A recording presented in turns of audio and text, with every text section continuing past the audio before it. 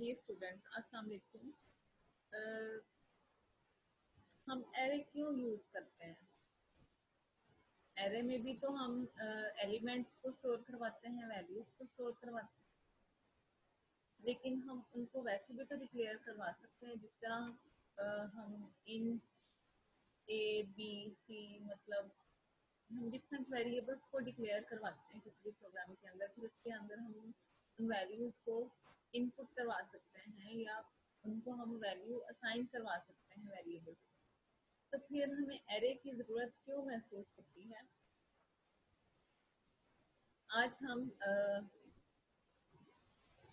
इस वाई का answer find out करेंगे और देखेंगे कि हम एरे क्यों यूज करते हैं, हम इस स्ट्रक्चर को क्यों फॉलो करते हैं। लेकिन उससे पहले आज हम कंटिन्यू एंड ब्रेक स्टेटमेंट को डिस्कस करेंगे। लूप के अंदर जो कंटिन्यू और ब्रेक स्टेटमेंट्स आती हैं उनका क्या फंक्शन है, उनका क्या पर्पस है।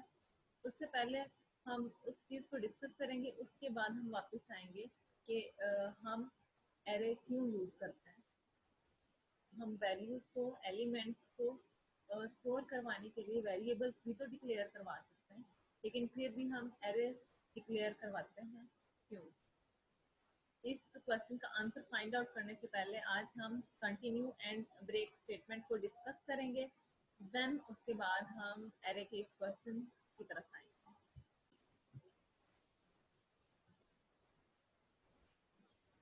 जी, सबसे पहले हम देखेंगे कि what is break statement. The break statement is used in following two scenarios. use break statement to come out of the loop instantly. Whenever a break statement is encountered inside a loop, the control directly comes out of loop, terminating it. It is used along if statement whenever used inside loop.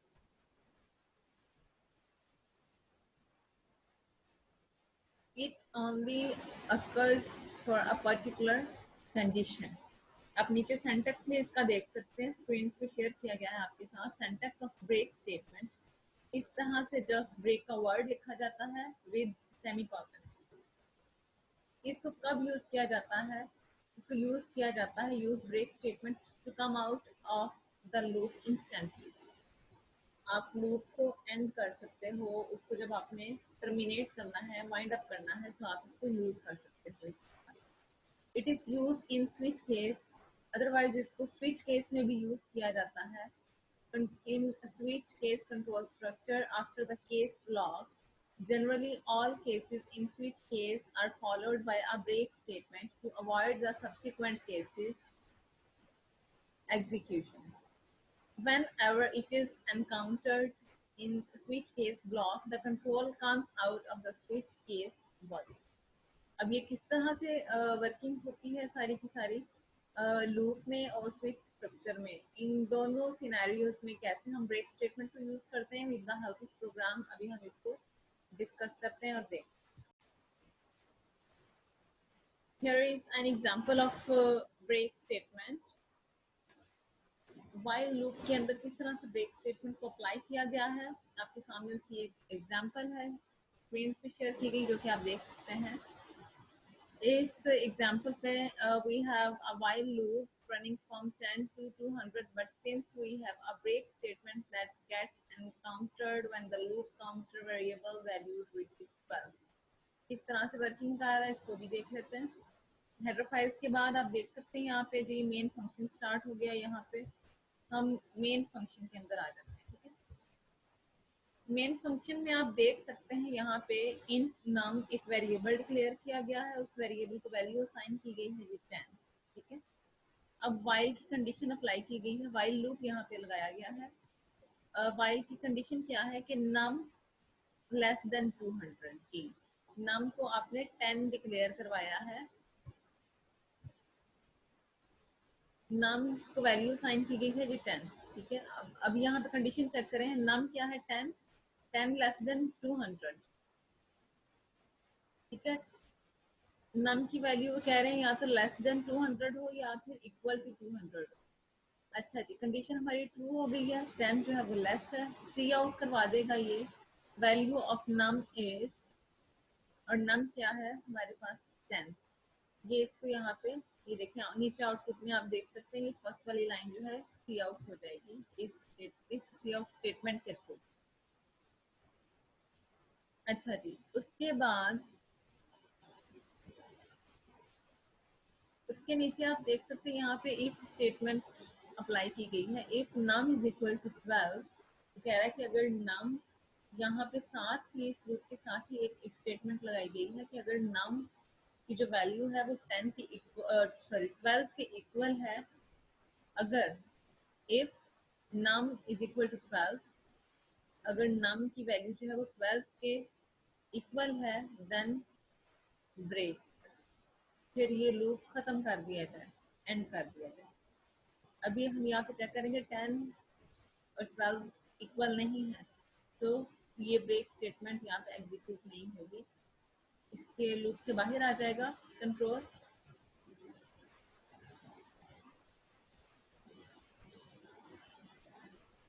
जी, यहाँ पे if की body के बाहर आ जाएगा control, और यहाँ पे ये इंक्रीमेंट करेगा। इंक्रीमेंट करने के बाद दोबारा यहाँ पे चेक होगी वाइल की कंडीशन। अब यहाँ पे नम क्या है 11, 11 लेस है, इसको शो करवा देगा वैल्यू ऑफ नम इज 11। ठीक है, ये शो हो गया। 11 12 के इक्वल नहीं है, इफ स्टेटमेंट इफ की बॉडी से बाहर आएंगे, उसमें फिर इंक्रीमेंट होगा। अब क्या है, नम की वैल्यू 12 हो गई है, 12 लेस देन 200। अब ये 200 से लेस कंडीशन ट्रू है, फिर ये सी आउट करवा देगा वैल्यू ऑफ नम इज, नम की वैल्यू क्या है 12। आप नीचे साथ साथ आउटपुट भी देख सकते हैं हर लूप की। अच्छा जी, अब हमने इसको जनरेट किया है वैल्यू ऑफ नम इज 12। ये तो प्रिंट हो गया। उसके बाद अब कंट्रोल नीचे आएगा इस स्टेटमेंट पे। अब ये चेक करेगा इफ कंडीशन, नम की वैल्यू अब हमारे पास क्या है 12, 12 इज इक्वल टू 12, 12 12 के इक्वल है। कंडीशन इफ की कंडीशन यहाँ पे ट्रू हो गई है।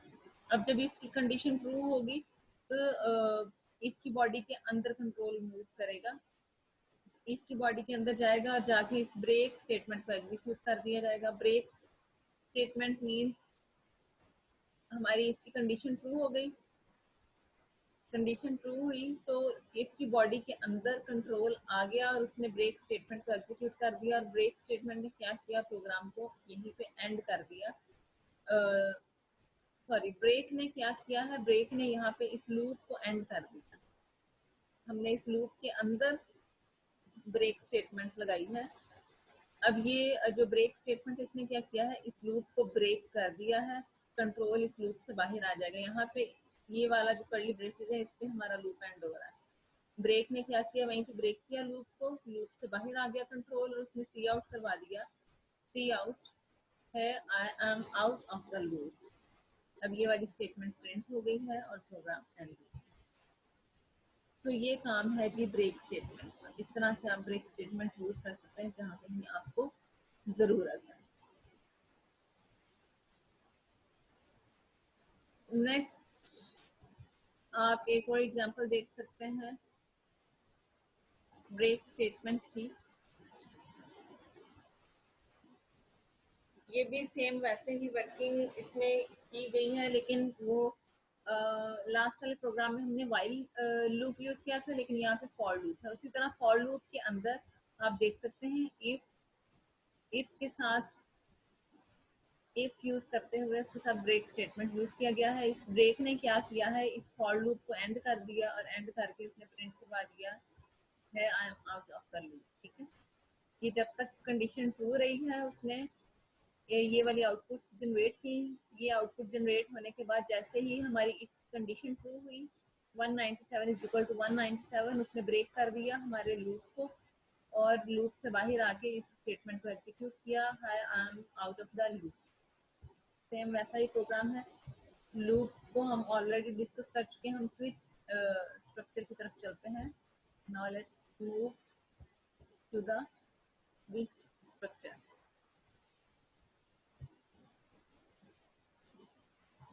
जी, स्विच स्ट्रक्चर में ब्रेक कैसे यूज किया जाता है, कैसे अप्लाई किया जाता है, आप यहाँ पे देख सकते हैं। हेडर फाइल के बाद मेन फंक्शन के बाद डिक्लेयर किया गया है यहाँ पे variable int num is equal to 2। अच्छा जी, स्विच के अंदर होता क्या है जी, डिफरेंट केसेस अप्लाई किए जाते हैं। जैसा कि आप ऑलरेडी जानते हैं स्विच स्ट्रक्चर, यहाँ वेरिएबल डिक्लेयर करवाया गया है, उसके बाद स्विच अप्लाई किया गया है। यहाँ पे स्विच के अंदर हम देख सकते हैं यहाँ पे केस 1 है जो कि सी आउट करवा रहा है case 1।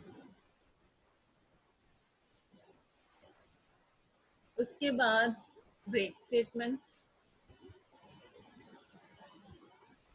And then case 2 cout करवा रहा है केस 2 को एंड देन ब्रेक स्टेटमेंट। इसी तरह से हर केस के एंड पे आपको एक ब्रेक स्टेटमेंट नजर आ रही है इस स्विच स्ट्रक्चर में। ये जो स्विच स्ट्रक्चर है इतना, इस स्विच स्ट्रक्चर के अंदर आप देख सकते हैं कि हर केस के एंड पे आपको एक ब्रेक स्टेटमेंट नजर आ रही है। ठीक है, ये देखिए ये केस 1 है, केस 1 के नीचे फिर एक ब्रेक स्टेटमेंट, इसी तरह से केस 2 के नीचे एक ब्रेक स्टेटमेंट, इसी तरह से केस 3 के नीचे एक ब्रेक स्टेटमेंट, और एट द एंड आपको यहाँ पे एक डिफॉल्ट स्टेटमेंट नजर आ रही है। ये स्विच स्ट्रक्चर है, यहाँ से स्टार्ट हो रहा है, यहाँ पे एंड हो रहा है, उसके नीचे एक सी आउट स्टेटमेंट दी गई।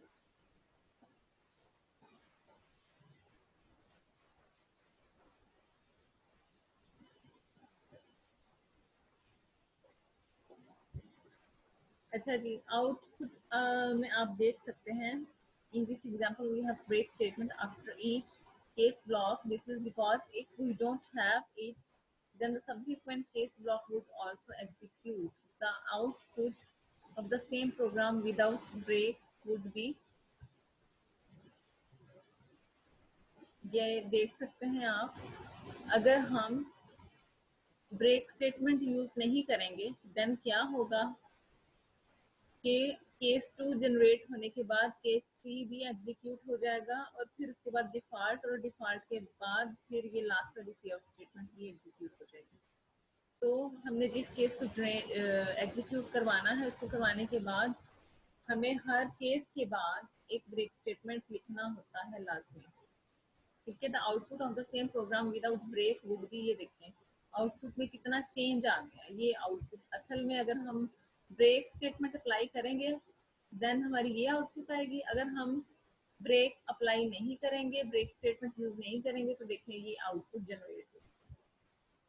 तो यहाँ पे आप देख सकते हैं कि हमने स्विच अप्लाई किया है, स्विच स्ट्रक्चर, उसके अंदर इंट नाम इज इक्वल टू 2। अब आपने देखना है कि कौन सा केस आपका एग्जीक्यूट होना है। जब वो केस एग्जीक्यूट हो जाएगा, सपोज जैसा कि यहाँ पे केस 2 है, तो केस 2 एग्जीक्यूट होगा। केस 2 एग्जीक्यूट होने के बाद आपका ये वाला केस एग्जीक्यूट होगा। ये एग्जीक्यूट होने के बाद इसके नीचे ब्रेक स्टेटमेंट है, ये ब्रेक स्टेटमेंट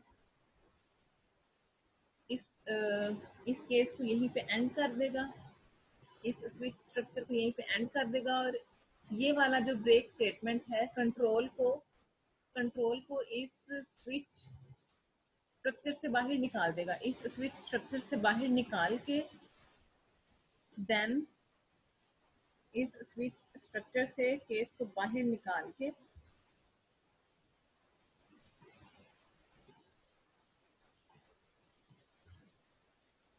इस स्विच स्ट्रक्चर से कंट्रोल को बाहर निकाल के ये वाला जो ब्रेक स्टेटमेंट है,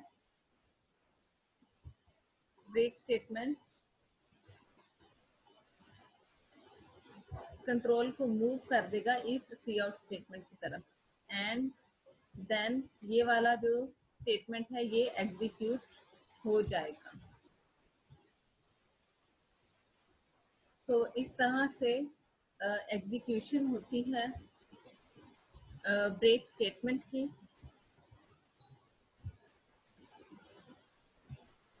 और इस तरह से आप ब्रेक स्टेटमेंट को यूज कर सकते हैं within loop and within switch structure.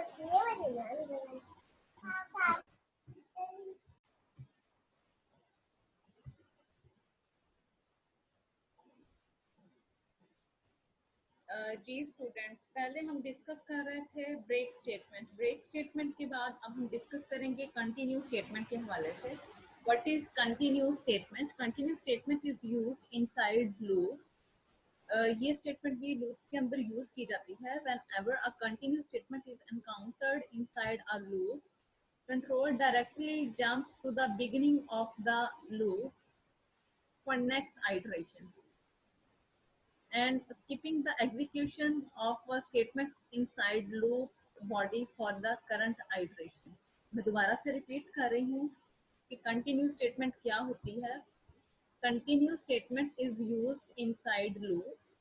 whenever a continuous statement is encountered inside a loop, loop में जब जैसे ही कंटिन्यू स्टेटमेंट आती है, वो क्या करेगी, आपके प्रोग्राम की कंट्रोल को डायरेक्टली जंप करवा देगी to the beginning of the loop for next iteration. Means suppose एक लूप या एक आइट्रेशन रनिंग में है, चल रही है, उसकी 4 स्टेटमेंट्स हैं, ठीक है। तो अभी 2 स्टेटमेंट्स आपकी एग्जीक्यूट हुई हैं, उसके दरमियान में एक कंटिन्यू स्टेटमेंट आ जाती है, देन फिर उसके बाद दोबारा से 2 स्टेटमेंट्स है। तो 2 स्टेटमेंट्स एग्जीक्यूट होने के बाद कंटिन्यू स्टेटमेंट पे जैसे कंट्रोल आएगा, वो दोबारा से स्टार्टिंग पे ले जाएगा लूप को, और वो जो आइट्रेशन रनिंग में थी उसको वहीं पे स्टॉप कर देगा, और बाद वाली जो 2 स्टेटमेंट्स हैं कंटिन्यू के बाद, उनको एग्जीक्यूट नहीं करवाएगा। ये देखें, whenever a continuous statement is encountered inside a loop, control directly jumps to the beginning of the loop for next iteration, skipping the execution of statements inside loop body for the current iteration. क्या करेगा, वो skip कर देगा the execution of statements in skipping the execution of statements inside loop body for the current iteration. ये देखें, आपके सामने सेंटेक्स भी शेयर किया गया है of continue statement. Just continue का वर्ड लिखा जाता है विद द सेमीकोलन। नीचे आप इसकी एग्जांपल देख सकते हैं, फॉर लूप के अंदर यूज किया गया है। ये देखें, हेडर फाइल्स के बाद मेन फंक्शन के अंदर ये फॉर लूप लगाया गया है। इस फॉर लूप के बाद ये सारा इसमें कमेंट है, इसको आप इग्नोर कर दें इन कमेंट्स को, ठीक है। उसके बाद लूप, फॉर लूप की कंडीशन के बाद यहाँ पे इफ लगाया गया है। इफ में कंडीशन है 3 इज इक्वल टू 3, जैसे ही 3 इज इक्वल टू 3 आएगा, ये कंटिन्यू कर देगा उसको, ठीक है।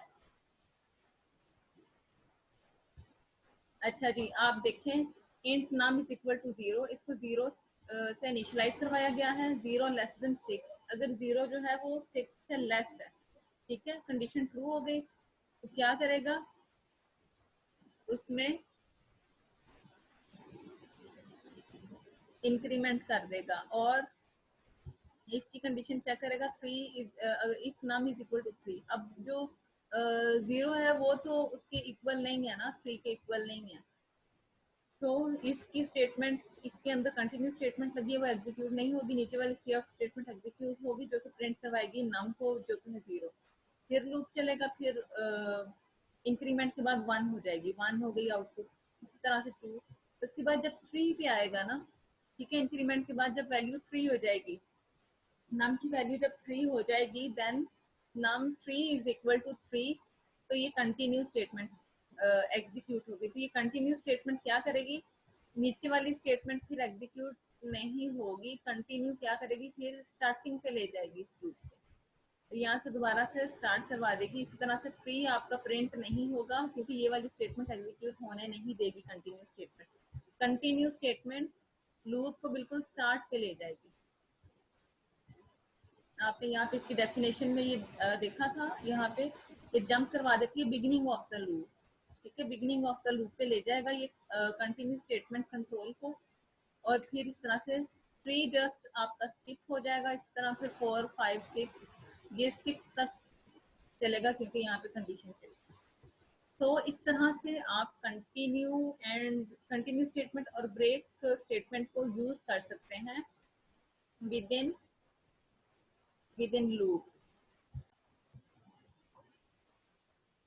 जी स्टूडेंट्स, अब हम चलते हैं नेक्स्ट, जो हमारा टॉपिक था, जो स्टार्टिंग में हमने एक क्वेश्चन डिस्कस किया था कि हम एरे क्यों यूज करते हैं।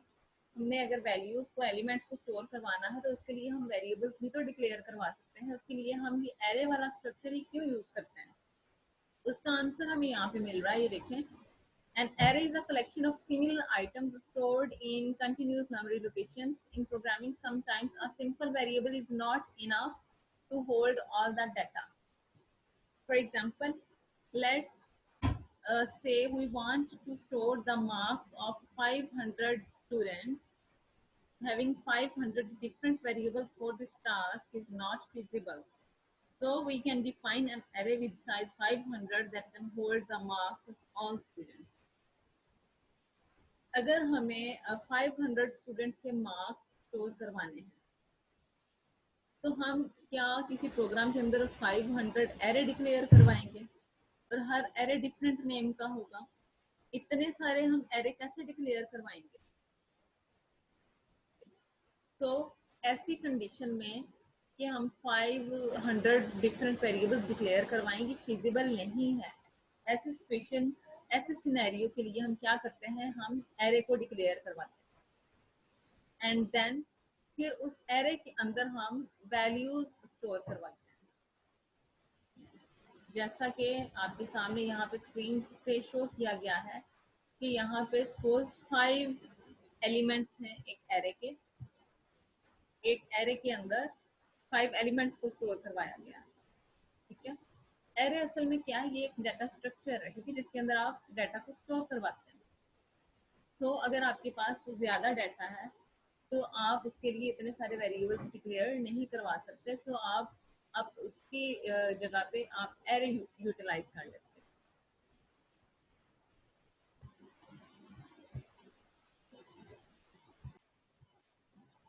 आपके सामने यहाँ पे इस एरे स्क्रीन पे शो किया गया है जिसमें 5 एलिमेंट्स स्टोर करवाए गए हैं और ये साथ में उसके इंडेक्स नंबर हैं। अब एरे में किसी भी एलिमेंट को या किसी भी वैल्यू को जब फाइंड आउट करना है तो उसके लिए with the help of index number हम उसे फाइंड आउट कर सकते हैं। एरे में कैसे आप एरे को डिक्लेयर करवा सकते हैं, ये देखें, इंट एरे 5, उसकी लेंथ बताई गई है, फिर उसके 0 इंडेक्स पे 10 वैल्यू स्टोर करवाई, 1 इंडेक्स पे 20, 2 इंडेक्स पे 30, 3 इंडेक्स पे 40 एंड 4 इंडेक्स पे 50। सेकेंड मेथड आप यहाँ पे देख सकते हैं कि आप with in one line, with in one statement भी आप एरे को डिक्लेयर करवा सकते हो। जरूरी नहीं है कि आप हर इंडेक्स को एक अलग स्टेटमेंट बना के एलिमेंट या वैल्यू असाइन करवाएं। आप इसके लिए just with in one line आप एरे को डिक्लेयर करवा के उसमें वैल्यूज को स्टोर करवा सकते हो। इस तरह से सेकेंड मेथड आपके सामने स्क्रीन पे शेयर किया गया है, इंट एरे, और ये देखें ये डिफरेंट इंडेक्स नंबर्स हैं और ये डिफरेंट इंडेक्सिंग वैल्यूज को स्टोर करवा